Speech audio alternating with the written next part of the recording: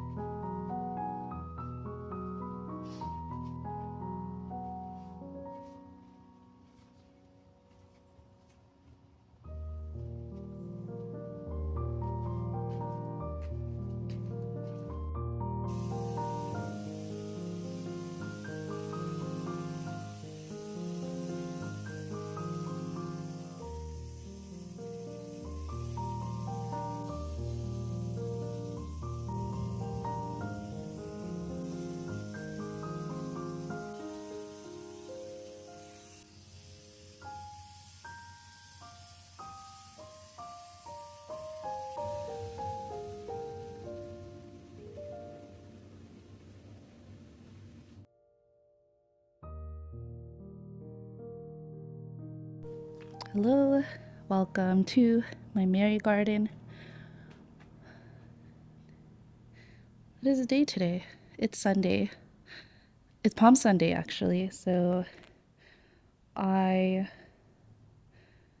am a little sick, so I decided I just wanted to take it easy today in the garden. I haven't had any time to do the gardening lately, but here it is.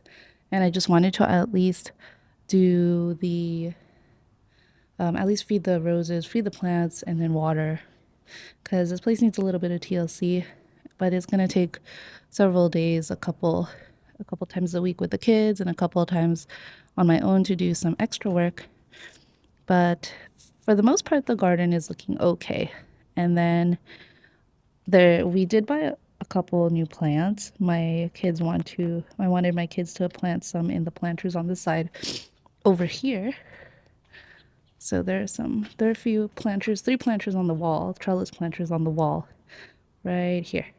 And those are for them to play around with – and just have fun with because they really love playing in the dirt. And then there's also a small little planter here. I think I'm just going to make this like a mint planter, since we know how much mint loves to grow. But I think for this year, I mainly wanted to focus more on like a bath soaking garden. I also have a planter at the front on the front windowsill of the house, but that will be later. And, and the sad thing about the plants is we picked them up, I think, like last week, and when we got sick, so they're a little bit sad. We'll get around to planting them hopefully sometime this week. I was just finishing up an end of month deadline for work, so I was really heads down the whole week. And even the house is a little bit in shambles, but that's okay. And usually my husband, when things are light for him at work, then he helps me out. And then when I'm more free with work, then I start picking up the momentum with like decluttering and cleaning the house. So we do our best, and luckily, most of the times we're pretty lucky with the timing between work and us balancing the housework. So I guess some new things in the garden, aside from the plants. I treated myself to, there's some spider webs. I treated myself to some new garden gloves. These are just, I picked up from Target. I thought they were really pretty. And I like that they're extended longer on the arms so that I don't get nipped or nicked by the roses. Because let's see, I have one rose here. 1, 2, 3, 4, 5, 6 pots for roses. I also have 2 more in the front. Those are climbing roses that I'm trying to peg so that they can be like waterfalling, but we shall see how that turns out. And then other things I need to do in the garden is I need to update the drip irrigation system, especially since I added 3 new trellis planters on the side over there. I will need to set up a line over here, or I might just run it along the back wall, because I don't really want a lot of lines going through this side where people walk, so people can cross through. So I'm trying to figure that out. But yeah, that way I can split up the load for the drip irrigation, but run 2 lines, 2 drip irrigation systems, and run it out of one big what is this called? I think it's called, I don't know, it's one of the cans that we use for weekly pickup, but this one is for like compost. We had a broken one, so we ended up just repurposing it for the drip irrigation. And then I'm just going to run 2 separate drip irrigation lines. That way there's enough pressure to go through the different lines rather than me using one entire line to water all these planters, because this is honestly way too many planters for just one drip line. So sorry, I'm sniffling. And I also wanted to show you, well, I can also show the roses that I'm working on. And then I also want to show my dreams and plans, because my husband and I have been talking a lot about our backyard, and we have tenants right now who live downstairs, so we haven't been using the backyard, but I'll tell you more when we get to that side. So let's go to the other side. Okay, and as I'm walking through the backyard, this side is our neighbor's side, so we have a dividing line between here. But I really wanted to put a lot more of those little window planters, 5-foot long ones, along here, all along the side. But my husband said that it would make it really hard for the neighbors to get their garbage cans out. So there goes that dream. I really wanted it to look nicer for us to walk through and also for the tenants to walk through. So maybe I'll like figure out something for wall plants, because this area does get a lot of light. But I also think the plants that I really wanted to plant were just going to be lilies of the valley. So, and I also wanted to contain them in container plants, because I know that they're invasive. They grow a lot. They're one of the ones that keep making offshoots, and then they're also poisonous. So it would be dangerous for the kids to deal with. But if I just set up a drip irrigation system, I would never really have to do anything other than maintain the drip irrigation lines. So I think maybe someday if I can ever convince my husband, but I'm gonna go with his guidance because he's right. It'll be hard for the tenants to for not the tenants for the neighbors to get their trash cans out. Maybe just as far as right before, like right here at this water runoff tube thing, and a little bit here. Just a few. I guess that would only be a few. I don't know. Ideally, I wanted to have the whole area, but we also have to take care of our neighbors too. Alrighty, let's go to the backyard.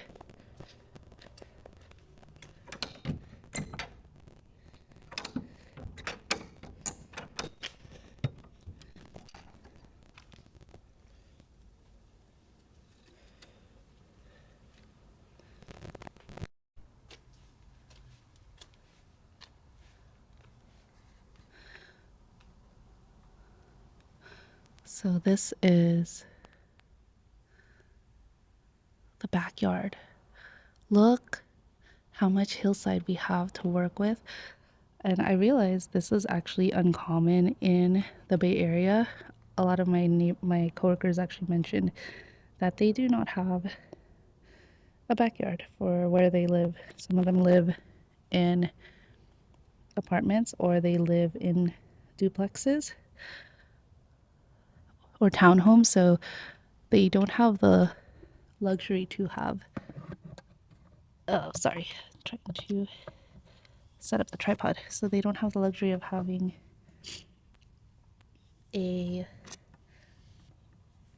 So they don't have the luxury of having a garden, unfortunately.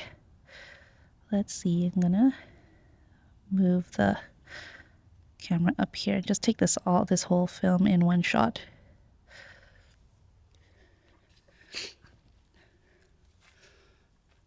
So, but we do have tenants, and I think we're probably going to have to communicate more with them if we want to share the backyard space more, since this is where they enter. We have this really big bush, but I'm looking at it and it looks like we have 10, 20, maybe 30 feet high of hill that we could use. And what I wanted to do, and my husband and I really wanted to do, was to tear all of this down, and then we would get a landscaper to put terraced garden beds, so maybe 3 or 4 or 5 depending on how many the hill can support. But we would also want to put a staircase in the middle, like call it like a grand staircase. And in my mind I was like, that could be kind of like a stairway to heaven. And because there's a big ivy wall between us and our back neighbor, I really want to put a statue at the very top, and I found the perfect one of the Holy Family. So at the very top of the middle, we would be able to just go all the way to the top of what I'm calling the Stairway to Heaven and meet the Holy Family up there, Jesus, Mary, and Joseph. And maybe if we'll be able to put like a wide enough area to put like chairs or something, then we can just spend time up there and make it a little altar. So that would be the dream. But we have to actually replace all the windows in our house first. So that's probably going to take maybe, we have like 15 windows in the entire house from what I understand. I'm guessing.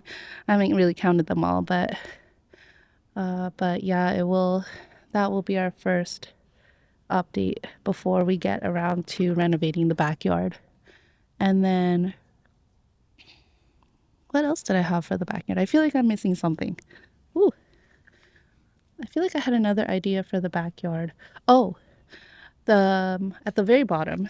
So that was like the top area, which would be a grand staircase that would go all the way to the top. And then we would have terrace planter beds, garden beds on either side, making it all symmetrical because my understanding in traditional churches, it's all symmetrical, kind of like the cross.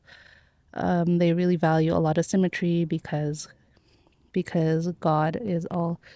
I think my understanding, or what I understand, is that symmetry is a kind of like relevant to perfection, kind of symbolic of perfection. And that's why you'll see, like in churches, you'll see a lot of balance, symmetry with like Jesus or Mary and Joseph on either side, the heart and the head of the church, and the mother and father. You'll see a lot of symmetry like that in the church.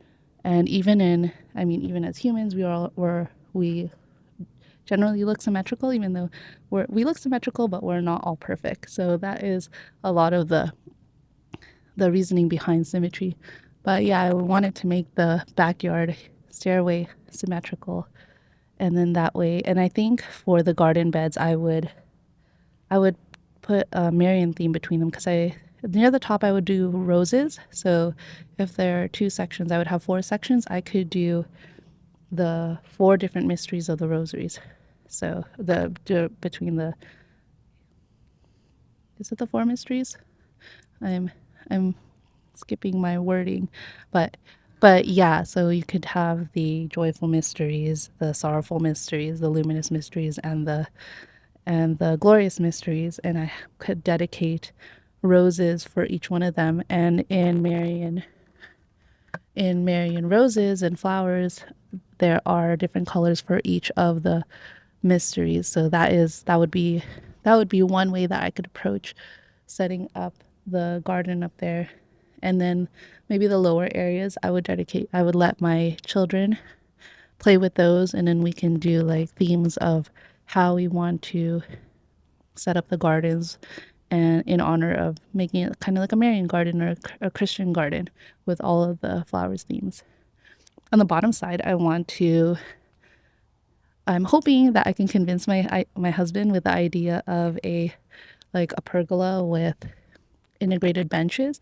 So at the San Francisco Zoo, they have like a little theater where it has a kind of like a pergola or an arbor, and then inside they have like three rows of benches. It looks kind of like a little theater.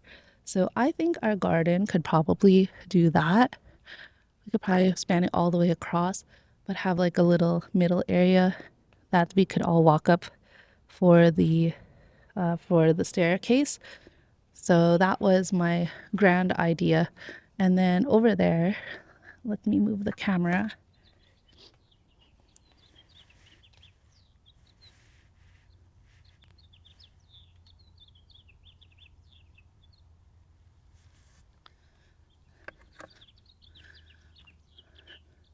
And then over on this side, we have another raised garden bed. I'm sure my kids can figure something out. Otherwise, we'll probably remove it to add maybe some seating or I don't know, maybe a grill or something. There's a lot we can do. But I also don't mind leaving it here. But look how much it's grown. I think we had my father-in-law kill the plants, kill the roses, which I was so naive. In 2019 when we got married and we went on our honeymoon, he went and got like round one and just poured it at the root of every rose, and it killed all the roses. It definitely killed all the roses. And later on the next year, I realized that we weren't getting rose blooms, and I was really sad about that. But I'll show a zoom in of what's left of the roses. They're apothecary roses. And our neighbor actually still has them. I can see when I tippy toe. But I'm a little bit sad that we lost those roses because those were the roses that my bunnies used to love eating out of. So yeah, there's a lot we can do with the backyard. We just haven't been really using it because it's shared with the tenants. We might just have to collaborate with them so that we can share the time with them, but that's going to be several years before we actually get around to doing that. So girl can dream. So thank you for joining me on hanging out in my garden. And I'm going to show you the roses that we lost that are in our neighbor's garden now, because I think they kind of traveled all the way over there.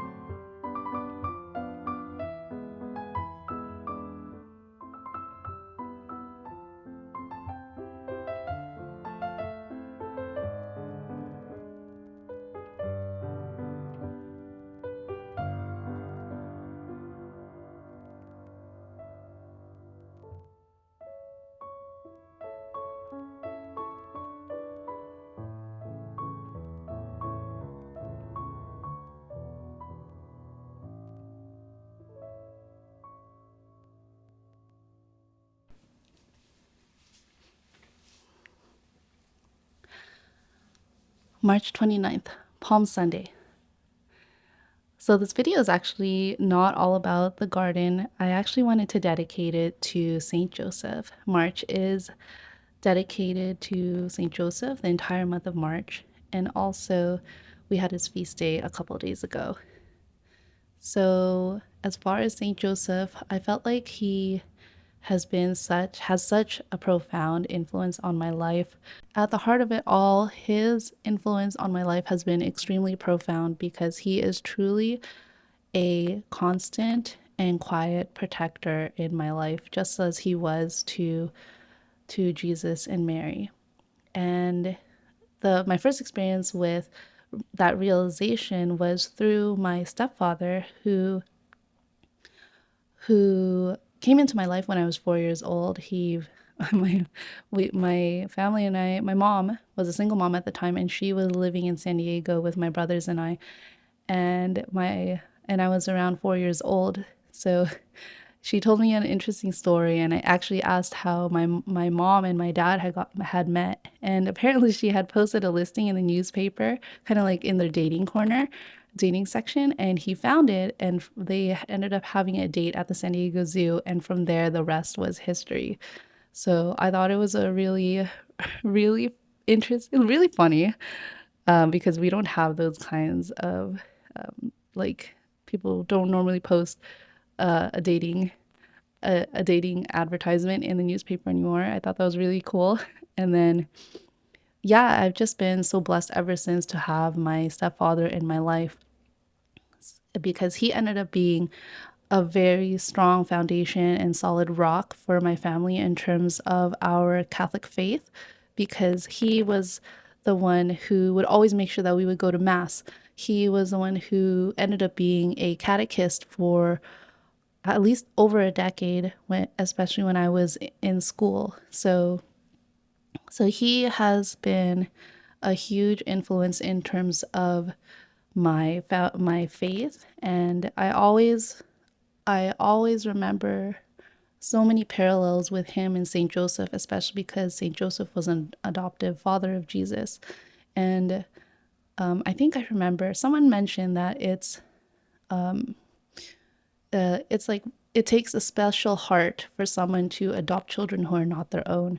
So I always remembered that, and I thought it was I was always really blessed to have my stepfather kind of be a real life witness and like real living example of Saint Joseph to me in my life. So as far as Saint Joseph's influence on me later on in life, he is also the patron saint of workers, and I have always had in my work agenda or my planners that I would always have a prayer to Saint Joseph for good days of work. And I remember one of the first prayer books that I ever bought had that. So that was one of the prayers I would always constantly pray and ask for his intercessions, which I had this realization that my husband told me about how since my husband didn't come from a Catholic background, even though he's joining the church and coming into the church for Easter Vigil this week. It's only a few more days left. But he always had a bit of confusion with the praying to saints.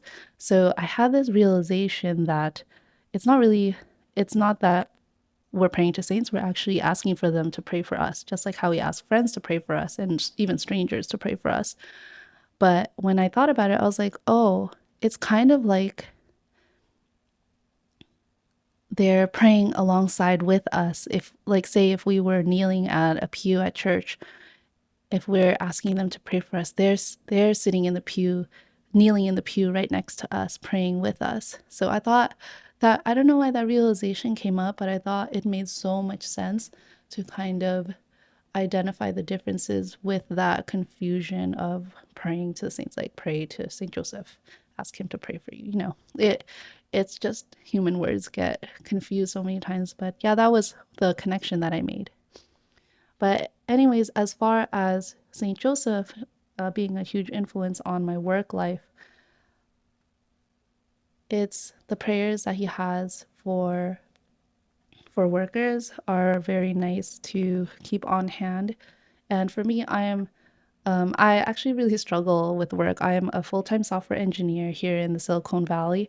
So, and so it can be very stressful, very hard to balance work and life, especially since my original background with work has been in startup companies. So we really just like, there was really no work-life balance.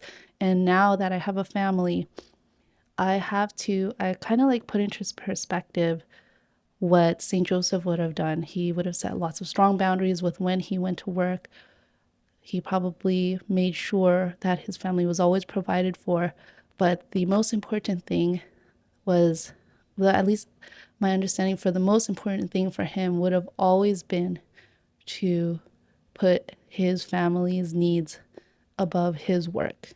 So keeping in mind St. Joseph's, like what I would imagine St. Joseph's approach to balancing family and work has always been a very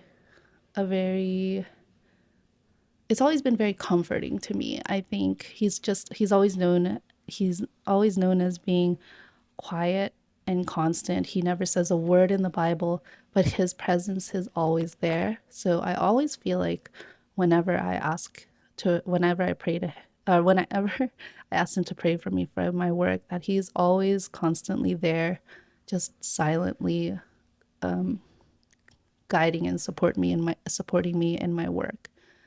So I think, yeah, I just wanted to dedicate this video to him because he's just been such a wonderful influence on my life. So I owe a lot to him, and I owe a lot to my growth as a mother and figuring out how to balance work and life thanks to him. And I also want to just like model myself more like him and Mary, because they were more they were more quiet and supportive, and which is something that I struggle with, being quiet and not letting my passions like overtake things in my life. So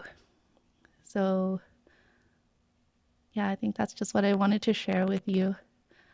And I also wonder, like, how has Saint Joseph been an influence in your life? I'm sure for many he's been a great support as well. Oh, and then lastly, I just remembered one time my husband and I were talking about his OCIA, and I just had the random thought. I was like, oh, are you guys gonna pick a patron saint? Because when I was going through confirmation, we usually picked a patron saint. There was a devotion for picking a patron saint, and that would kind of like be tacked onto our baptismal name, and it would just kind of be like added as like our confirmation name. So I don't think they brought that up, that tradition yet, but he realized, like, my husband realized that Saint Joseph had actually been appearing a lot to him as well in his life, like coming up. And one of the things that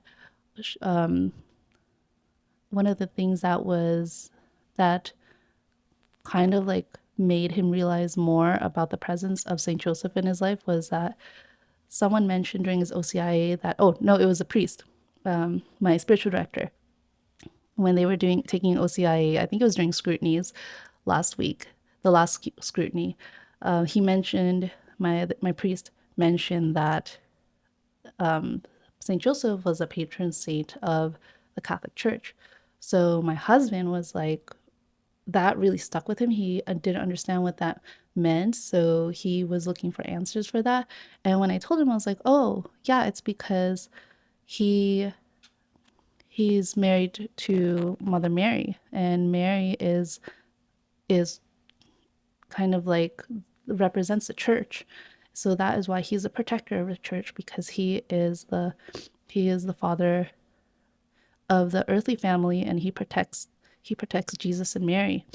So when we started going into big discussion about Saint Joseph, and I think my husband kind of like had his eyes open to how incredible Saint Joseph was, because when I was telling him about, oh, he's a patron saint of the Catholic Church, he's a patron saint of fathers, and he's the patron saint of workers. He's always like pretty much the role model of what fatherhood would be.